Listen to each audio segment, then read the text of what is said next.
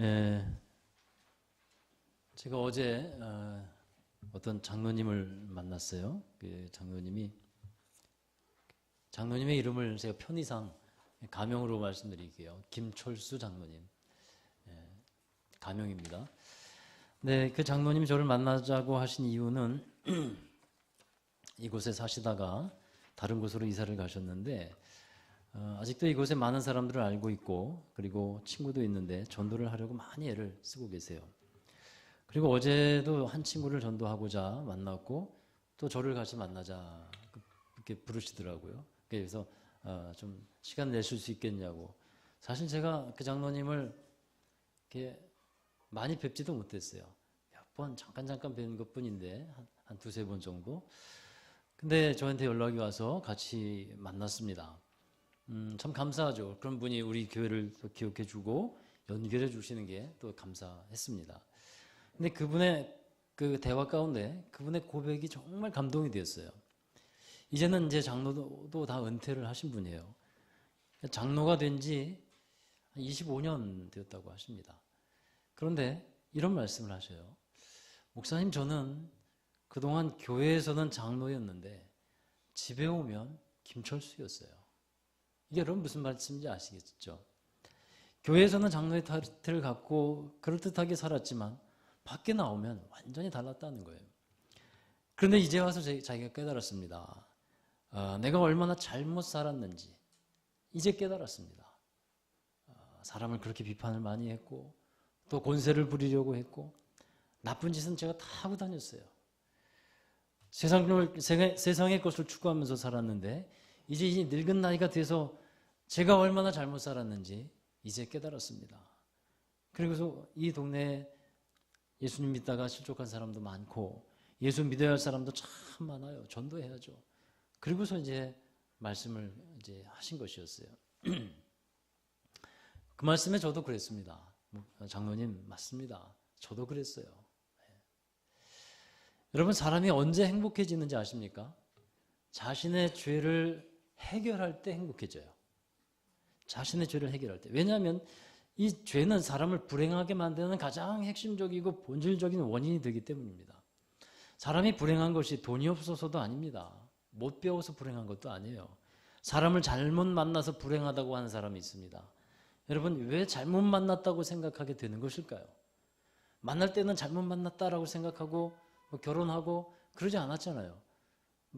또 어떤 사람과도 우리 잘 만난다고 생각하고 만났잖아요.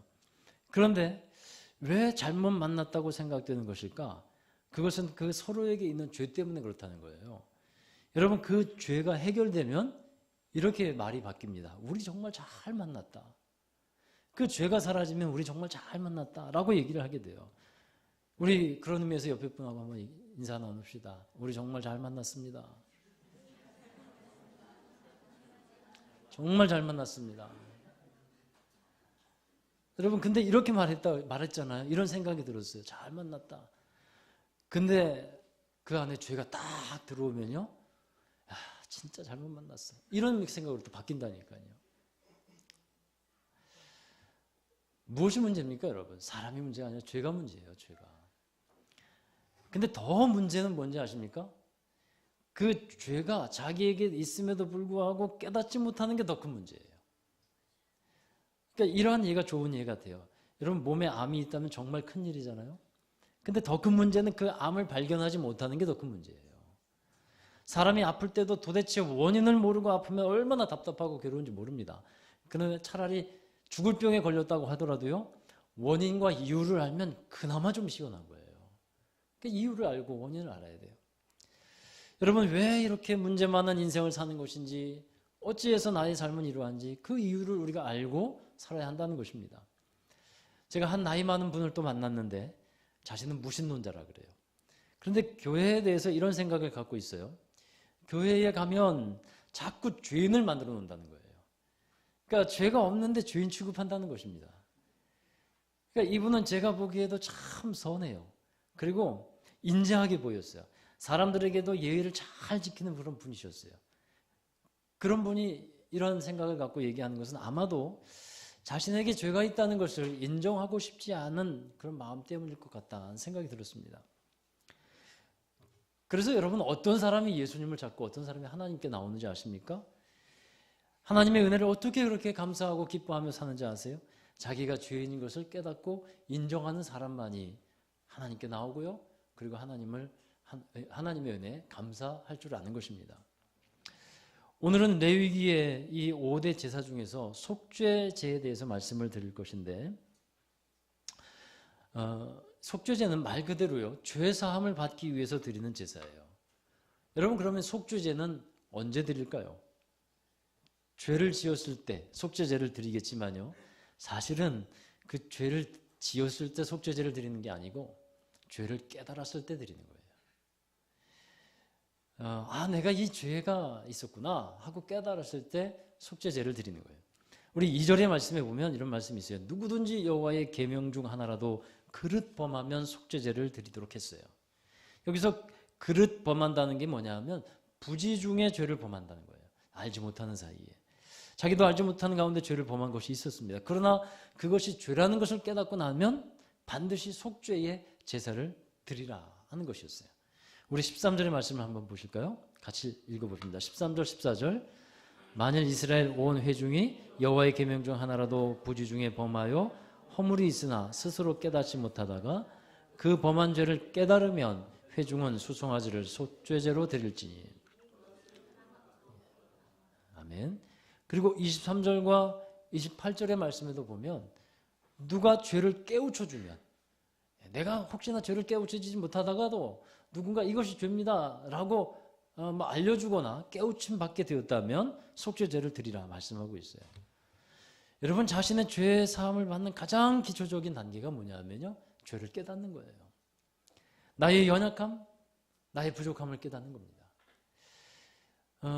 제가 믿는 하나님, 또 우리 모두가 믿는 하나님이 보실 때 여러분 가장 불쌍한 사람이 누군지 아시겠어요?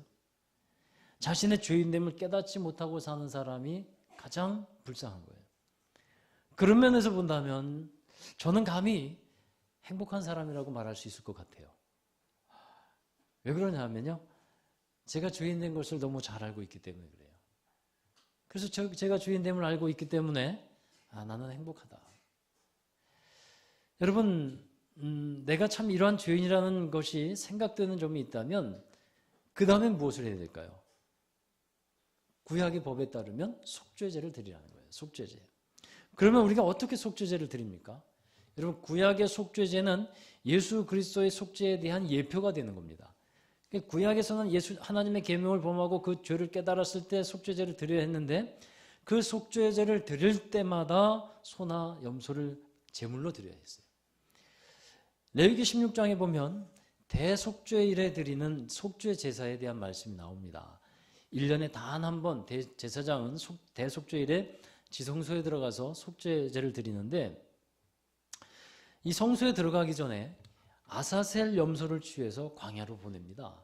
그리고 그걸 죽게 만들어요. 그 일을 매년마다 행하는 거예요. 그런데 예수님은 어린 양의 속죄제물이 되셔서 단번에 성소에 들어가셨다라고 말씀하고 있어요. 히브리서 9장 12절의 말씀을 함께 읽어보시죠. 염소와 송아지의 피로 하지 아니하고 오직 자기의 피로 영원한 속죄를 이루사 단번에 성소에 들어가셨느니라. 여러분 그러니까 이제 우리가 어떻게 속죄 제사를 드릴까요? 우리는 죄를 깨달을 때마다 속죄 제사가 필요해요. 그럼 어떻게 속죄 제사를 드려야 됩니까? 죄를 깨달을 때마다 내가 또 죄인인 것을 알게 될 때마다 예수님을 찾아야 돼요. 우리를 위해서 완전한 속죄 제물이 되신 예수님께 내 죄를 깨달을 때마다 나아가야 하는 것입니다. 그래서 언제나 우리는 예수님이 필요한 거예요. 예수님이 완전한 속죄 제물이 되셨으니까 난 아무 걱정이 없다. 나는 회개할 필요도 없다. 이렇게 생각하는 것은요. 구원파적인 생각이에요. 구원파적인 신앙생활이고 우리는 죄를 깨달을 때마다 나의 연약함, 나의 부족함을 느낄 때마다 주님 찾아야 되고 그 죄인됨을 깨달을 때마다 주님을 불러야 되고 그때마다 주님을 의지하고 주님을 믿어야 하는 것입니다. 그게 우리가 드리는 속죄 제사인 거예요. 여러분 우리에게 왜 예수님이 필요합니까? 왜 예수님께서 우리에게 오셨습니까? 죄를 해결해 주시기 위해서 오셨어요. 아무리 돈이 많아도 그 죄를 돈으로 탕감받을 수가 없습니다. 착하고 선하게 살면서 죄인이라고 하는 굴레를 벗어나고 싶겠지만 그 죄의 굴레를 인간의 노력으로는 벗어날 수가 없습니다. 어떠한 인간의 사상이 그 죄를 해결해 줄 수 없습니다. 그 모든 굴레를 온전하게 벗어나게 할 수 있는 분은 오직 예수님 뿐인 줄로 믿습니다. 이 속죄 제사에는요, 주목할 만한 특징들이 몇 가지 있어요. 먼저 속죄제를 드리는 사람을 이제 네 가지로 종류로 나누는데, 첫 번째 제사장을 위한 속죄제, 두 번째가 온 회중을 위한 속죄제, 세 번째는 족장을 위한 속죄제, 네 번째는 모든 평민을 위한 속죄제, 이렇게 나눕니다. 오늘은 21절까지만 읽었는데 제사장과 회중을 위한 속죄제에 관한 말씀을 읽었어요. 제사장을 먼저 이제 속죄제에 대해서 말씀한 것은 그만큼 책임이 크다는 것을 또한 말씀하고 있죠. 제사장이 짓는 죄가 책임이 큰 것은 분명합니다. 그리고 속죄제를 드리는 사람에 따라서 제물의 차이도 있었어요. 제사장과 회중의 속죄제인 경우에는 흠없는 수송아지를 드리도록 했고, 족장의 속죄제에서는 흠없는 순염소, 평민의 속죄제에서는 흠없는 암염소를 드리도록 했습니다. 또 속죄제를 드리는 절차는 크게는 두 가지예요. 안수하는 것과 잡는 거예요.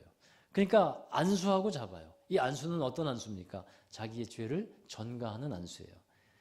그리고 나서 가장 중요한 의식이 있는데, 제사장은 피의 제사를 드리게 되는 거예요. 피의 제사. 제사장과 회중의 속죄제의 경우에는 이제 제사장이 피를 가지고 회막 안으로 들어가게 했습니다. 그리고 제사장이 손가락에 피를 찍어서 성소의 휘장 앞에 7번 뿌리게 했어요. 이 휘장은요, 이 휘장의 안쪽은 어떤 공간입니까? 지성소가 되는 거죠. 언약궤가 있는 지성소예요. 하나님을 만나는 곳입니다. 여러분, 그 하나님을 만나는 지성소에 있는 휘장 앞에 피를 7번 뿌린다는 것은 어떤 의미냐면요, 이제 하나님께서 사람들을 볼 때 피를 통해 보겠다는 거예요. 피를 통해. 그것만이 아닙니다. 제사장은 향단불들의 피를 바른 다음에 송아지의 피를 전부 번제단 앞에 쏟도록 했어요. 그러니까 향단이라는 것은요, 성소 휘장 앞에 있는 기도가 올라가는, 기도를 상징하는 이제 성물입니다. 여기에 피를 바른다는 것은요, 어떤 의미냐면 죄로 인해서 막혔던 하나님과의 기도의 통로, 이 통로가 이제 이 피로 말미암아 열어지게 된다는 거예요. 하나님과의 막혔던 그 교제와 교통이 회복된다는 의미가 이 피에 담겨 있습니다. 그리고 번제단의 피를 다 쏟는 것은 이제 모든 죄가 다 해결되었다 하는 것을 의미하는 것입니다. 그러니까 여러분, 속죄제에서 가장 중요한 것이 뭐냐면 피예요, 피. 속죄제의 현장에 여러분이 가 있다면 여기저기서 피를 보게 될 거예요. 이 피가 의미하는 것이 무엇입니까? 우리 레위기 17장 11절의 말씀 한번 읽어보겠습니다. 육체의 생명은 피에 있음이라. 화면 부탁해요. 아니요, 그거 말고 육체의 생명은, 레위기 17장 11절, 시작. 육체의 생명은 피에 있음이라. 내가 이 피를 너희에게 주어 제단에 뿌려 너희의 생명을 위하여 속죄하게 하였나니 생명이 피에 있으므로 피가 죄를 속하느니라. 아멘. 여러분, 이 제물의 피가 무엇을 예표하고 있는지 잘 아시겠죠? 예수 그리스도의 보혈입니다. 예수께서 보혈을 흘리셨고 그 보혈이 흘리신 곳에 누가 있습니까? 죄인인 우리가 있는 거예요. 히브리서 10장 22절의 말씀 한 번 더 읽어보겠어요? 시작. 우리가 마음의 뿌림을 받아 악한 양심으로부터 벗어나고 몸은 맑은 물로 씻음을 받았으니 참마음과 온전한 믿음으로 하나님께 나아가자. 우리가 찬양하는 곡 가운데 주의 보혈에 관한 찬양이 많이 있죠. 그 중에 예를 들면 주의 보혈 능력이 있도다 주의 피 믿으오. 여러분, 예수의 보혈이 능력이 있다고 찬양을 하는데 어떤 능력입니까? 이 보혈로 인해서 우리의 죄가 사해질 수 있었다는 것입니다. 예수의 피 흘림으로 인해서 죄인된 우리가 의인이 될 수 있었고 사망의 몸에서 생명의 몸으로 바뀌어질 수 있었다는 거예요. 우리가 기도를 해도 죄로 인해서 막혔던 하나님과의 관계가 있었는데 예수님께서 십자가에 흘리신 피로써 다시 그 관계가 열어졌다는 겁니다. 우리가 기도를 할 때 예수 그리스도의 이름으로 기도를 하잖아요. 그 안에 어떤 의미가 담겨 있는 것입니까? 예수님이 나를 위해 피를 흘려 죽으셨습니다. 이 의미가 들어가 있는 거예요. 그래서 여러분 우리가 은혜의 자리로 나아갈 때 믿음으로 주의 보혈을 의지하며 나아갑니다. 우리가 하나님의 은혜를 간구할 때 주님의 보혈에 관한 찬양을 많이 부르십시오. 그게 여러분 큰 힘이 될 것입니다. 그리고 이 속죄제에서 또 하나의 특징이 있어요. 그 뭐냐면 콩팥과 기름은 번제단 위에서 태우지만 나머지 모든 제물은요, 진 밖에 있는 재 버리는 곳에 가서 태워버리게 합니다. 레위기 4장 21절 함께 읽어보시죠. 레위기 4장 21절 그는 수송아지를 진영 밖으로 가져다가 첫 번 수송아지를 사름같이 불사를 지니 이는 회중의 속죄제니라. 여러분 왜 이 진영 밖으로 가서 불사르도록 했을까요? 이 제물의 상태가 어떤 상태가 되었는가 하면 죄가 전가된 상태가 됐어요. 그 죄가 불태워져서 이 죄가 되어 버려지는 거예요. 죄가 되는 겁니다. 발음이 비슷하네요. 죄가 뭐가 된다고요? 죄가 됐어요. 그래서 버려지는 거예요. 죄는 하나님의 진영 안으로 들어올 수 없습니다. 밖으로 쫓아내라는 겁니다. 구약에 보면 부정하게 된 사람들이 있어요. 그 사람들을 어떻게 하는지 아세요? 진영 밖으로 나가서 살도록 합니다. 들어오지 못하도록 했어요. 나병 환자들이나 유출증이 있거나 부정하게 된 사람은 진영 밖으로 내보냈습니다. 하나님의 진영 안에 있는 사람들은 그 죄 때문에 다시 더럽혀지지 않아야 된다는 뜻이 담겨 있었어요. 그런데 여러분 이와 같이 그 진영 밖으로 나가서 불태워지는 제물처럼 예수 그리스도도 그렇게 죽으셨다 하는 사실이에요. 우리 히브리서 13장 11절부터 13절의 말씀인데요. 함께 읽어보시죠. 이는 죄를 위한 짐승의 피는 대제사장이 가지고 성소에 들어가고 그 육체는 영문 밖에서 불사름이라. 그러므로 예수도 자기 피로써 백성을 거룩하게 하려고 성문 밖에서 고난을 받으셨느니라. 그런즉 우리도 그의 치욕을 짊어지고 영문 밖으로 그에게 나아가자. 우리도 영문 밖으로 나가자. 그 영문 밖의 정확한 장소가 여러분 어딘지 아세요? 골고다의 십자가가 있는 곳이에요. 그곳으로 나가자. 골고다를 갈보리라고도 하는데 둘 다 어떤 의미가 있냐면 해골이라는 뜻이 있어요. 이 골고다 언덕 위에 십자가에 달리신 예수께로 나아가자 하는 것입니다. 그 해골 골짜기와 같은 곳, 사망이 있는 곳. 우리가 이 사순절에 십자가를 더욱 묵상하게 되고 십자가를 바라보게 됩니다. 여러분 예수님은 아무 죄도 없이 그러나 죄인이 되셔서 영문 밖에서 골고다 언덕 위에서 십자가를 짊어지시고 저주를 받아 죽으셨어요. 그 죽으신 이유는 나 때문입니다. 내가 죽어야 하는데 내가 죽을 수 없으니까 내 죄를 짊어지시고 내 사망을 당하셨다 하는 것입니다. 여러분 예수님은 그러므로 말미암아 우리에게 완전하고도 영원한 속죄의 제물이 되어 주셨습니다. 우리는 그 주님을 찬양하는 겁니다. 그 주님으로 인해서 우리가 살았고 우리가 하나님의 자녀가 되어 살고 있음에 정말 감사하는 저와 여러분 되기를 주의 이름으로 축원합니다. 우리 속죄제를 통해서 우리가 찾게 되고 붙잡게 되는 것은 결국 예수 그리스도예요. 나의 영원한 죽음을 해결해 주신 예수 그리스도. 그래서 우리가 믿고 바라보고 의지해야 될 분은 오직 예수 그리스도인 줄로 믿습니다. 여러분 나를 위해서 죽어준 사람이 있나요? 나를 위해서? 여러분을 위해서 생명을 대신해 준 사람이 있습니까? 오직 예수님밖에 없어요. 부처도 공자도 위대한 인생을 살았지만 나를 위해 죽어주시지 않았습니다. 여러분 예수 그리스도의 죽으심과 부활을 전했던 사도 바울은요. 자신이 얼마나 못되고 나쁜 사람이었는지를 말해요. 자신은 비방하는 사람이었습니다. 자신은 폭행하는 사람이었습니다. 자기는 박해하는 사람이었습니다. 사람을 죽이는 사람이었습니다. 그런데 그가 예수 그리스도로 인해서 모든 죄의 사함을 받았고 예수 그리스도를 증거하는 사람이 되었습니다. 바울의 고백이에요. 여러분 바울은 그 일을 예수님을 증거하면서 복음을 전하면서 어떤 마음으로 감당했는지 여러분 아세요? 빚진 자의 심정으로 감당했어요. 빚진 자의 심정. 사망 선고가 내려졌는데 예수님으로 인해서 사면을 받아서 다시 자유의 몸이 됐어요. 그 은혜의 빛을 줬어요. 어떤 분이 우리 예전에 나왔던 그 다른 곳으로 이사간 권사님이 그런 말씀을 했어요. 목사님, 저는요 2번 사는 인생을 살아가고 있어요. 다시 살고 있습니다. 정말 자기는 죽었던 인생인데 다시 살고 있어요.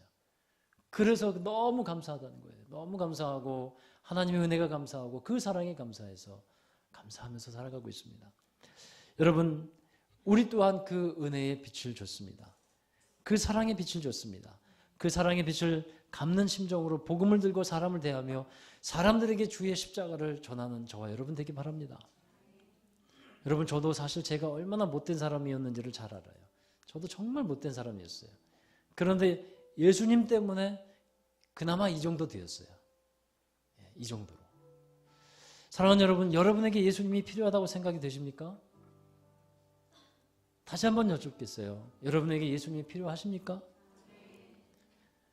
정말 예수님이 필요하다고 느끼는 사람은요, 내가 죄인됨을 깨닫는 사람이에요.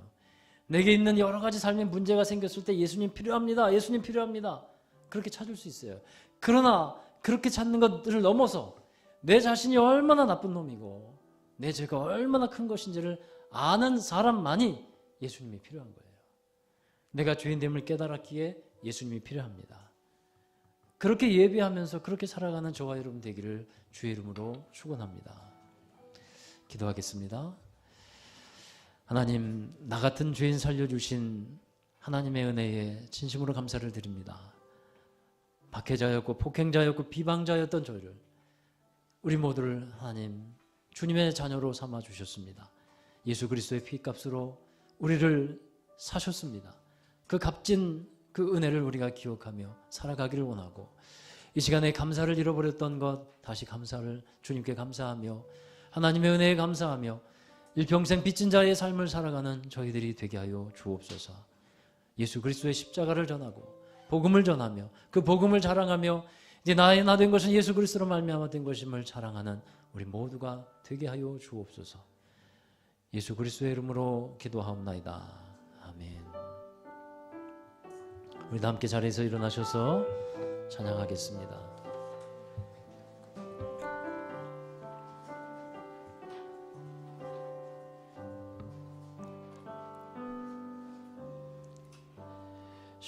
십자가 그 사랑 멀리 떠나서 무너진 나의 삶 속에 잊혀진 주 은혜, 돌 같은 내 마음 어루만지사 다시 일으켜 세우신 주를 사랑합니다.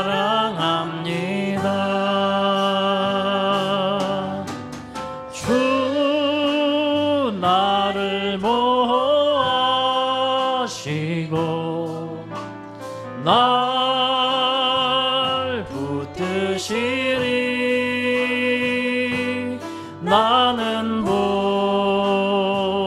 보배롭고 존귀한 주님의 자녀라. 주 너를 보호하시고 너를 보호하시고 널 붙드시리. 너는 보배롭고 존귀한 주의 자녀라. 지나간 일들을 기억하지 않고 지나간 일들을 기억하지 않고 이전에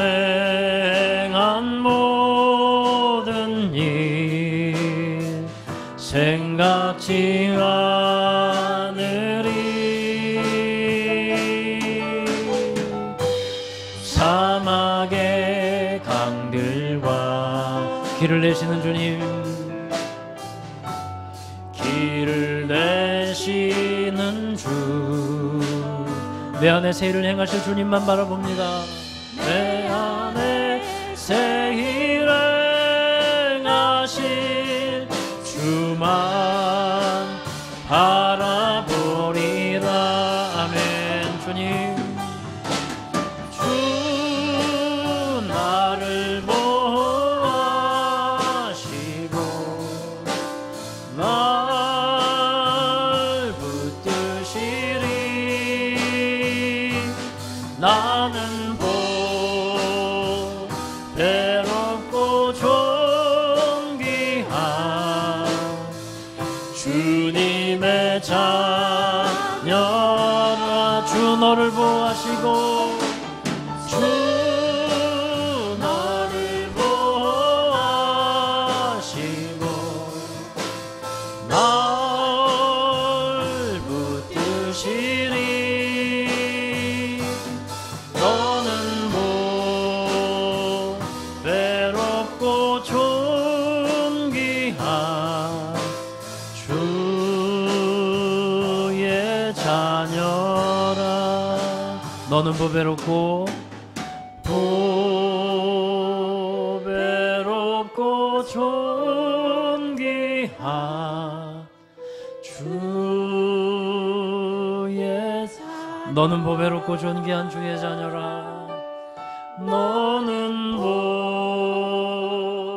보배롭고 존귀한 주의 자녀라. 아멘. 우리 함께 기도하시겠습니다.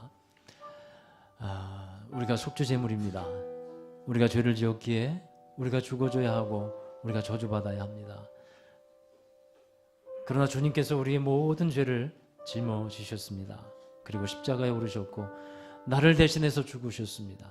그러므로 우리 모든 죄를 사하셨고 하나님의 거룩한 자녀 되게 하여 주셨습니다. 그러나 이 사실을 깨닫는 자만 주님이 필요합니다. 이 시간에 우리가 다시 한번 우리의 마음을 주님 앞에 내어놓고 기도하기를 원하는데, 하나님, 내가 죄인입니다. 나로 인해서 주님께서 죽으셨습니다. 그 고백을 진짜 믿음으로 할 수 있었으면 좋겠습니다. 내가 얼마나 나쁜 사람인지, 내가 얼마나 정말 못된 삶을 살았는지, 내가 내 마음에 얼마나 많은 죄악을 품고 있었는지, 그 모습만 봐도 남은 알지 못해도 우리 자신 나는 알고 있는데, 하나님 앞에 우리 자신을 내어놓고, 하나님, 내가 그렇게 죄인으로 살았습니다. 그래서 내겐 주님이 필요합니다. 이렇게 고백하며 기도하는 시간이 되었으면 좋겠습니다. 우리 함께 기도하시겠습니다. 주님,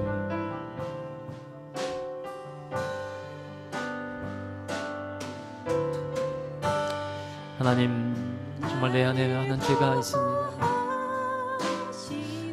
내가 죄인 되었음을 인정하지 않을 수가 없습니다. 내가 생각하는 것, 내가 계획하는 것, 하나님, 정말 내 욕심대로 행하며 내 정욕대로 행했던 것들이 너무 많습니다. 내 뜻대로 행하며 주님의 말씀을 그릇 행하며 하나님 알지 못하는 사이에도 정말 내 육신의 본능대로 살아갔던 것들, 내 안목의 정욕대로 살아갔던 것들, 내 인생의 사랑으로 살아가려고 했던 것들이 너무 많습니다. 고백합니다. 이 시간에 죄인됨을 인정하고 고백하며, 아버지 하나님, 내게는 주님이 필요합니다. 우리에게는 모두 주님이 필요합니다. 나의 모든 죄인됨의 그 결과를 해결해 주시고 사망을 해결해 주시며 예수 보혈의 그 능력으로 우리를 살리시고 예수 그 보혈의 능력으로 하나님과 소통하게 하시며 관계를 열어주신 그 하나님이, 그 주님이 우리에게 필요합니다. 주님의 능력이 우리에게 필요합니다. 예수 보혈의 능력을 믿사오니 그 보혈의 능력을 찬양하며 우리가 정말 주님 앞에 새롭게 변화되어 주님의 온전한 자녀로서 거룩하게 살아가는 믿음의 사람들 되게 하여 주시기 원합니다. 영문 밖으로 나가셔서 골고다 언덕 위에 십자가에 못 박혀 죽으시며 피를 흘리신 주님, 우리가 그 자리에 나아갑니다. 그곳에 나아가 우리가 주님의 은혜를 다시 기억하며 주님의 은혜를 받으며 그 보혈의 능력을 의지하며 믿음으로 살아가게 하시고, 이 세상에서 아버지의 죄인을 인정하며 살 때 우리를 의인되어 부르시는 주님을 바라보며 살게 하여 주시옵소서. 오직 주님만을 바라보며 주의 능력으로 살게 하여 주시기를 원합니다. 하나님, 주님만을 바라보며 주님만을 의지하며 살아가게 하여 주시옵소서. 나의 힘을 의지하지 아니하고 오직 주님만 의지하며 주님 찬양하며 살게 하여 주시옵소서. 우리를 새롭게 하여 주신 주님 감사합니다. 우리를 보배롭고 존귀한 주님의 자녀 되게 하여 주셔서 감사합니다. 주님 감사합니다.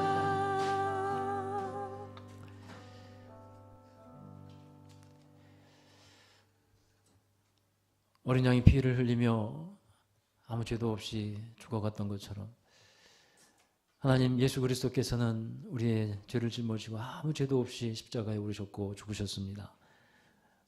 우리를 위해서 보혈을 흘려주셨고 그로 말미암아 그 피에 생명이 있어 우리에게 새로운 생명을 허락해 주셨습니다. 그 보혈로 말미암아 예수 그리스도와 주님의 보혈로 말미암아 하나님과 다시 온전한 관계를 맺어갈 수 있게 하여 주셨고 하나님, 막혔던 문을 열어주셨고 주의 능력으로 살 수 있도록 그 보혈의 능력으로 함께해 주셨습니다. 하나님, 그 보혈을 의지하며 살아가는 저희들 되게 하여 주시고 무엇보다 내게 주님이 필요합니다. 내가 죄인되어 이렇게 살고 있기 때문에 내게는 주님이 필요합니다. 내 죄를 사해 주시고 나를 온전케 해주시는 분 오직 주님밖에 없음을 고백합니다. 우리 날마다 주님을 예배하며 주님만을 의지하며 그렇게 살아가는 예배자로 또 주님만을 의지하는 믿음의 사람으로 살게 하여 주옵소서. 주님께서 우리에게 허락해 주신 그 놀라운 은혜를 우리가 갚을 길이 없지만 하나님, 빚진 자의 심정으로 예수 그리스도를 전하고 십자가를 전하며 복음을 자랑하는 저희들 되게 하여 주옵소서. 우리의 삶을 통해 주님의 그 귀하신 사랑, 그 은혜가 나타나고 전해지고 하나님 영광 받아 주시옵소서. 우리 삶을 이끌어 주시는 주님께 감사합니다.